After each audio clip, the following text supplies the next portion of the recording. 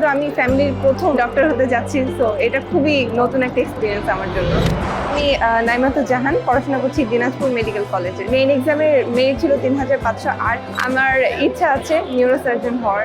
এটা অ্যাকচুয়ালি আমার দাদার স্বপ্ন ছিল যে আমার বউ ডাক্তার হবে। সবসময় আমাকে বলতো, ইন্সপায়ার করতো। ইনফ্যাক্ট প্রতিদিন কল দিত, বলতো যে তুমি যাই করো না কেন, আল্লাহ তোমার সাথে আছে, ইনশাআল্লাহ তুমি পারবে। মেডিকেলে চান্স পাওয়ার জন্য মেইন বই প্রথম চয়েস হওয়া উচিত প্রত্যেকের জন্য। মেইন বইটা যারা ভালো করে আত্মস্থ করবে, বেসিকটা ভালো থাকবে, সেটা খুব জরুরি। আর সেকেন্ড জিনিস হচ্ছে প্র্যাকটিস। আমি রিয়েলিটি চেক এক্সাম দিয়েছিলাম। মেডিকেল স্ট্যান্ডার্ড কোশ্চেনে যখন আমরা একটা এক্সাম দিই বা হচ্ছে হাজার হাজার স্টুডেন্টের মাঝখানে নিজের পজিশনটা দেখতে পাই, ওটা আমাদেরকে একটা কনফিডেন্স বুস্ট করতে হেল্প করে যে মেইন এক্সামেও হয়তো এর আশেপাশেই থাকবে। যখন ওই ভুলগুলো আমি কারেকশন করতাম, আমার কনফিডেন্স লেভেলটা খুব বেড়ে গিয়েছিল, যেটা আমাকে অ্যাকচুয়াল অ্যাডমিশন দিনে খুব হেল্প করেছে। কারণ আমি যাদের সাথে পরীক্ষা দিচ্ছি তারাও মেইন এক্সামে আমার সাথেই পরীক্ষা দিচ্ছি। আলহামদুলিল্লাহ আমি যতটুকু পেরেছি অনেক শুকরিয়া আল্লাহর কাছে।